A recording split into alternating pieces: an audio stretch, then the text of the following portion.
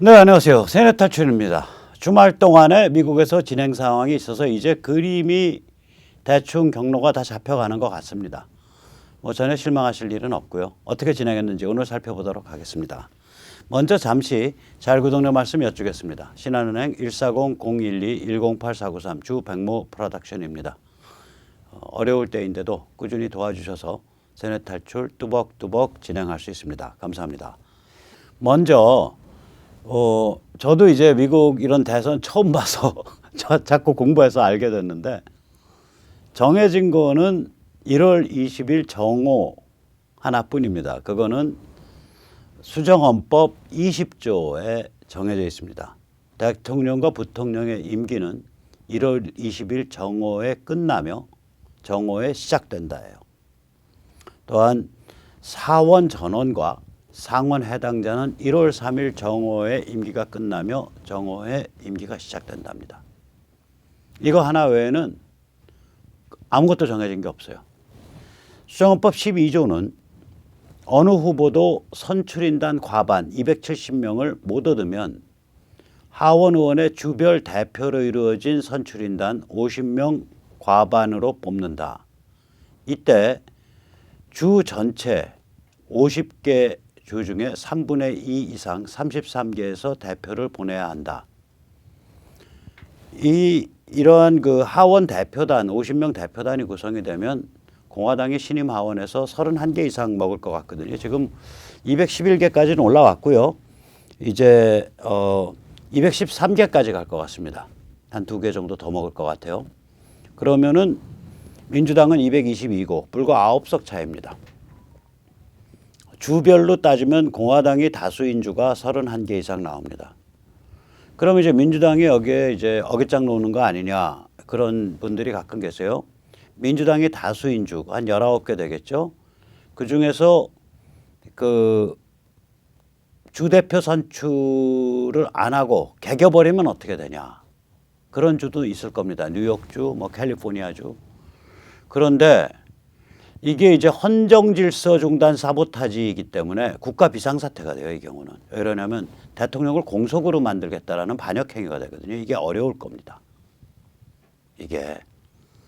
또한 이 지경까지 갔을 때는 이미 부정선거가 널리 알려져 있기 때문에 이제 아무리 빅미디어가 덮으려 그래도 이 지경까지 가면 많이 알려져 있는 상태에서 이 지경을 가는 거기 때문에 이렇게 사보타지가 성공할 수가 없습니다. 이건 사보타지거든요. 국가의 헌법이 대통령을 1월 20일까지 뽑아라. 그런데 선출인단이 270을 누구도 못 먹으니까 헌법에 따라서 주대표가 모여서 해야 되는데 주대표가 이거를 거부해 주별로 이 대표를 선출할 걸 거부해 국가 반역이죠. 이거야말로 진짜 다 잡아놓을 수 있죠.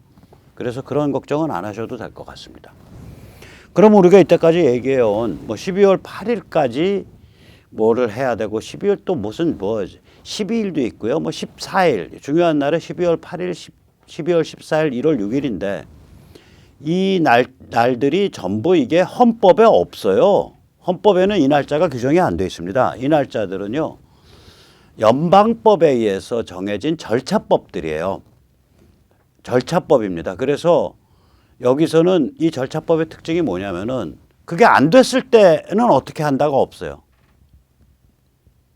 예를 들어서 12월 8일 이날이 선출인단 확정 마감일입니다. 이거를 이제 영어로는 Safe Harbor Deadline이라 그러는데 이 정도 시점에선 선출인단이 마감이 확정이 돼야 그 다음에 서로 연락해서 모여서 대통령도 뽑고 일찌감치 선출 그 표도 던지고 또 선출표를 던져놔야 그 다음에 또 한 1월 6일쯤에 가서 어쩌고 저쩌고 이겁니다. 그래서 이거 마감 안 지켰을 때 무슨 일 벌어지지? 아무도 몰라요. 마감을 안 지키면 무효가 되냐 그 주가. 글쎄 그것도 선례가 없어요.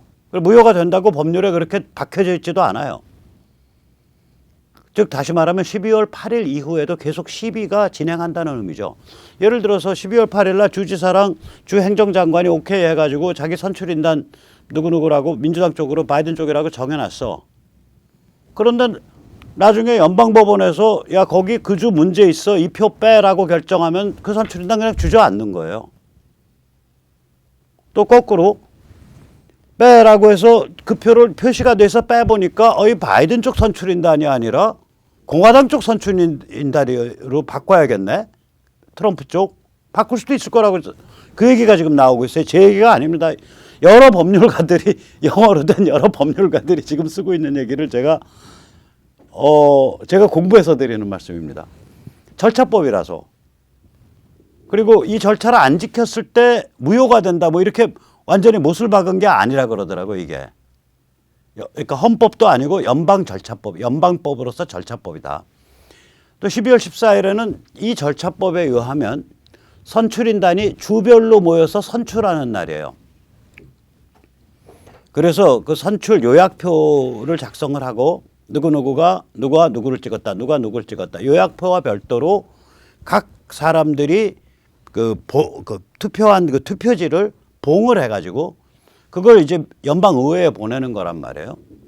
그런데 12월 14일 날 모여서 선출하게 돼 있다라 이것도 헌법이 아니라 법률이라고요. 그러면 다툼이 있는 주에서 이날을 선출인단이 어떻게 구성이 될 줄 몰라. 선출인단 구성을 못 해갖고 12월 14일 날 선출인단이 모여서 이걸 못 뽑았다 그러면 그 주가 그럼 무효되겠냐. 그것도 정해진 게 없다 이거예요 사실은. 심지어는 1월 6일도 그렇다 그러더라고요. 1월 6일은 뭐냐면은 부통령, 여기 같은 경우 이제 펜스죠. 펜스가 주도해서 의회에서 선출인단 선출 결과를 확인하는 날이에요. 그럼 1월 6일 날 확인 안 하고 넘겨서 확인한다든지 혹은 1월 6일 날 넘겨버리고 다른 아까 말씀드린 이제 수정헌법 12조에 의한 하원 대표단이 뽑는 방향으로 나간다. 그렇게 결정해 버린다. 결정할 수 있다 이것도. 따라서 저는 12월 한 8일까지 가면 이제 뭐 대충 결판 나겠거니 했는데 이게 결판이 안 날 것 같습니다. 지금 미국 날짜로 12월 8일 오후가 되려면 지금부터 지금 이제 우리 시간으로 따지면 12월 9일 오전이 돼야죠. 저녁 그래야 12월 8일 오후죠. 그러니까 우리 시간으로 따지면은 수요일 날 새벽이 돼야 동부 시간 기준 12월 8일 이제 오후라는 게 알려지는 거예요. 그럼 알리토가 무슨 판결을 내렸을지. 알리토가 이제 주에서 답을 해라 그랬는데 지금까지 알리토가 한 건 뭐냐면 그걸 더캣이라고 부르더라고요. 즉 다시 말하자면 이 펜실베니아에 대해서는 이제 어떤 법률적인 쟁송을 조금 이따 다시 자세히 설명드릴게요. 이제 그 제소를 했는데 그거를 알리토가 접수를 해준 거예요. 그걸 접수를 했다는 얘기는 연방 대법원이 심리하겠다 이거라고요. 그 심리에 대한 그 진행이 지금 12월 8일 날 진행한단 말이에요. 그래서 이게 이제 시간을 이렇게 끌수록 이제 증거가 나오고 부정선거가 공론화되죠. 지금까지 이제 부정선거에 대해서는 이제 빅미디어와 빅텍이 나서가지고 진화를 했다고요. 부정선거 이야기를. 우리 예를 들어 조중동이 부정선거 얘기 안 하죠. 또 우리 국민의힘이 부정선거 얘기 안 하죠. 그러니까 부정선거가 있었을까라고 생각하는 사람들은 극소수예요. 사실은. 굉장히 극소수입니다. 전체 인구를 보면. 미국에서도 비슷한 일이 벌어졌어요. 물론 그거보다 훨씬 숫자가 많죠. 여기 미국은 국민의 다수가 부정선거 있었을 것이다라고 생각하고 있다고요. 근데 이게 점점 더 밝혀질수록 북면은 뭐 3분의 2가 부정이 있는 것 같은데 이렇게 생각하게 돼요. 이제 떠들게 되니까. 즉 증거가 나오고 주의회, 주법원, 연방법원, 정치인들에서 공론화가 된단 말이에요. 그러면 그렇게 될수록 바이든은 불리해져요. 그래서 제가 보기에는 트럼프가 지금 작전을 12월 8일에 딱 목을 걸고 하고 있는 게 아니라 실제로는 그거보다 훨씬 더 긴 과정을 보면서 작전을 펴고 있는 거 아니냐 이런 생각을 합니다. 그래서 연말 연시에 심심할 일은 절대로 없습니다. 근데 가슴이 쫄깃쫄깃하죠. 미국 망가지면 우리 되게 고생하는데 이것 때문에. 자, 이 알리토 판사 연방 대법관이고요. 보수 성향이고요. 지금 펜실베니아 지역에 전진 배치되어 있죠. 알리토 판사가 굉장히 의미심장한 판결을 내렸습니다. 펜실베니아의 이제 연방 대법원에 올라간 그 건수는 뭐냐면 굉장히 명확한 건입니다. 원래 펜실베니아의 우편 투표는 매우 제한적이었습니다. 쉽게 말하자면 병원에 장기 입원해 있거나 요양원에 계시거나 배를 타고 계시거나 군대에 계신 분 아니면은 못합니다. 이거 우편 투표. 펜실베니아 원래 그런 식으로 굉장히 엄격했습니다.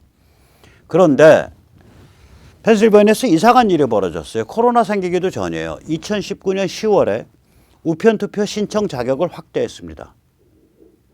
이게 펜실베니아 77호 법이라고 보통 부릅니다. 그래서 액트 77이라고 부릅니다. 문제는 뭐냐? 펜실베니아 헌법이 우편 투표를 굉장히 엄격하게 제한적으로 하도록 못을 박아놨다는 거예요. 그러면 펜실베니아 헌법과 77호 법안이 충돌하잖아요. 그러면 헌법을 그럼 수정했어야 될 거 아니에요. 근데 펜실베니아 헌법 수정이 주 헌법 수정이 이게 만만치 않은 모양입니다. 헌법 수정 동의안이 발의돼서 의회에서 2번 통과된 다음 그리고 또 주민투표를 또 통과해야 돼요.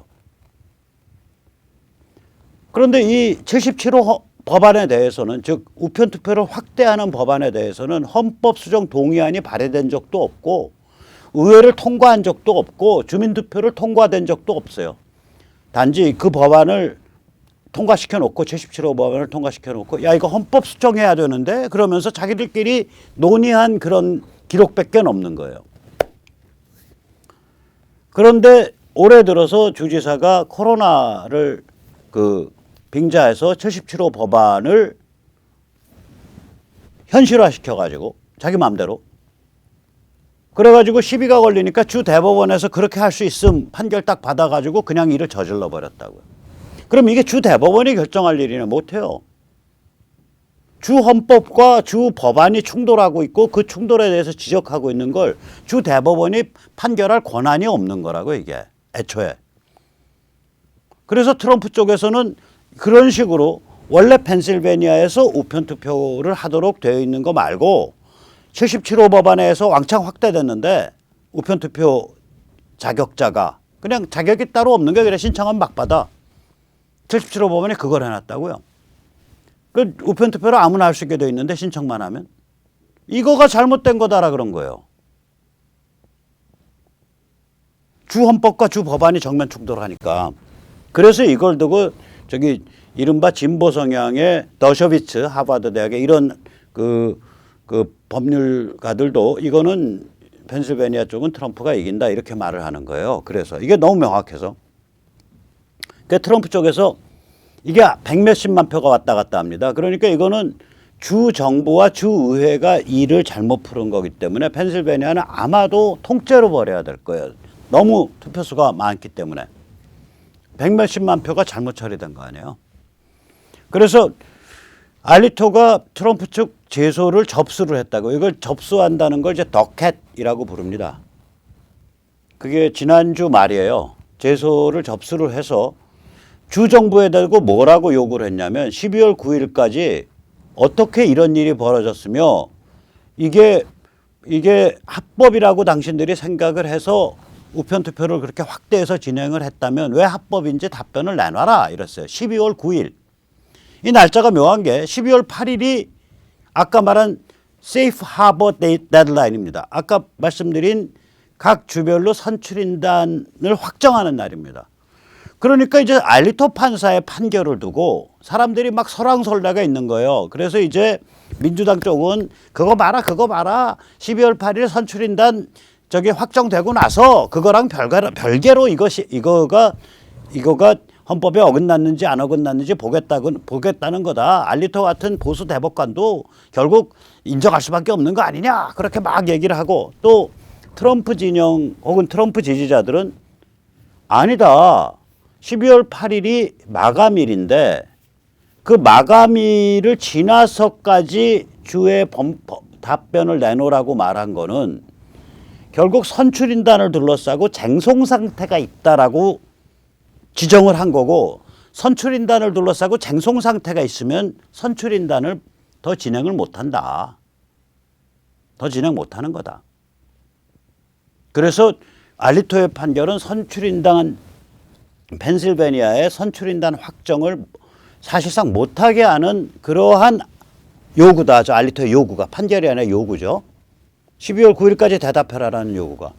그런데 알리토가 딱 능청스럽게 일요일 날 우리로 치면 일요일 날 밤에 일요일 날 오전에 딱 자기 요구를 바꿨어요. 12월 8일 오전까지 주에서 대답해. 다시 말하자면 야 너희 나의 깊은 속을 헤아려서 찌꾸파꾸 까불지 마. 12월 8일 오전까지 대답을 해보고 그 대답이 시원찮으면 나는 진짜로 확 끌어버려. 그럼 너희는 선출인단 못 뽑는 거야. 그 시그널을 올렸다고 많이들 평을 하더라고요. 그래 너희 기회 줄게. 12월 8일 오전까지 대답해 봐. 내가 그 대답을 보고 대답 설득이 안 되죠 당연히. 헌법을 고치는 방법이 있는데 그 절차 다 무시하고 헌법과 정면 충돌하는 하위법을 만들어 가지고 그 하위법을 실행할 수 있다라고 주지사가 주장을 해서 거기에 대해서 반발을 하니까 주 대법원의 판결을 받아가지고 그냥 일을 저질러 버린 케이스거든요. 이게 대답이 할 게 뭐가 있겠어요. 저희 대법원이 판정을 받아서 저희는 이거 합법이라고 생각합니다. 합법으로서 진행했습니다. 이 소리밖에 더 쓰겠냐고요. 그리고 코비드19에 의해서 이건 비상한 상황이니까 특별하게 고려가 돼야 됩니다. 뭐 이 소리밖에 쓸 수가 없어요. 근데 보수 대법관들이라는 건 건국정신과 그 다음에 문헌주의, 문언이라고 해요. 그걸 텍스처리스트란 말이에요. 글에 쓰인 대로 해라. 법은 글에 쓰인 대로 해라. 그 글이 그 당시 사람들이 썼던 그 의미 그대로 해라. 다시 말하자면 예를 들어서 우리 저기 사전 투표에 관한 그 공직선거법에서 막대 모양의 그래프라고 그 당시 사람들이 썼다 이거예요. 바코드라고 썼고 그러면 그거 막대 모양의 기호로 그러면은 그게 2010년, 12년 뭐 이럴 때인데 그땐 QR이 뭔지도 모를 때예요. 그럼 그 사람들이 뭐를 그렇게 불렀겠냐 이거야. 문언주의. 그게 제대로 된 법률 해석이죠. 그 당시 사람들이 그 표현, 그 단어, 그 개념을 썼을 때 그 뜻 그대로 해라 이거. 그거 바꾸려면 법 바꿔라 이거예요. 이게 제대로 된 법률 해석 관점이거든요. 이게 이제 자유보수 쪽의 법 철학이란 말이에요. 문헌주의. 그다음에 그걸 감싸고 있는 거 건국정신주의입니다. 우리가 흔히 헌법정신이라고 하면 안 되고요. 오리지널리즘이에요. 건국정신. 대한민국이 어떤 정신으로 건국됐냐. 그 무슨 헌법의 한 줄, 그 재헌헌법 좌파 남노당한테 시달려가면서 만든 재헌헌법에 나타난 한 줄 한 문건이 그게 건국정신은 아니거든요. 건국정신은 53년 7월 6.25 끝날 때까지 1860년 동아시아의 그 서양 서구 열강이 이끄는 현대 문명의 충격이 덮쳐서부터 93년의 시기에 거쳐서 다져진 그 정신이 뭐냐 이거야. 대한민국을 낳게 만든 그거거든요. 저희들 이제 미국 같으면 그걸 건국정신주의는 이제 미국의 1870년경부터 이제 미국의 이제 그 헌법이 12조인가 어디까지가 한꺼번에 고쳐져요. 그러니까 미국 정부 구성이 1788년인가 89년입니다. 전쟁 끝나고 나서 헌법 통과되고 헌법에 의한 정부 첫 정부 구성이 그리고 나서 1, 2년 만에 1790년인가 91년까지 그냥 쫙 하고 한꺼번에 헌법의 수정이 쫙 붙거든요. 그 시기까지가 그게 건국정신이라고요. 그리고 그 시기에 논쟁을 담은 그 논쟁 논문들의 그걸 페더럴리스트 페이퍼라 그러는데 그 페더럴리스트 페이퍼 수십 개죠. 논문이 에세이죠. 에세이. 요새 개념의 그런 논문이 아니라 그것이 이제 미국 건국정신을 또 헌법 해석을 정확하게 보여주고 있는 말하자면 그 성스러운 문건입니다. 성스러운 문건. 다시 말하자면 이러한 건국정신주의와 그리고 문헌주의, 텍스처리즘, 오리지널리즘과 텍스처리즘의 딱 뿌리를 받고 있는 알리토 판사 같은 사람은 제가 예측하기는 야 그거 너희 주의 헌법과 너희 법률이 충돌난 거야. 근데 그거 법 정할 때도 그래서 헌법 고쳐야 된다고 너희끼리도 논의했구만. 그런데 그거를 무리하게 적용하면서 또 반대가 있으니까 너희 그 되먹지도 않은 주 대법원 판결 받아가지고 그냥 했어? 너희 지금 장난하냐? 안 돼 임마 라고 판단할 가능성이 굉장히 높아요 이게. 그래서 이제 펜실베니아가 아마 무효 처리될 거다. 워낙 숫자가 많으니까 혹은 뭐 빼라 그러든지 잘 모르겠어요 어떻게 될지. 트럼프 입장에서 무효 처리되거나 빼거나 마찬가지예요. 물론 자기 쪽에 가지고 오면 좋죠. 그러니까 빼서 자기 쪽으로 가지고 오면. 예. 빼면은 무편 투표니까 빼면 트럼프 당선이거든요.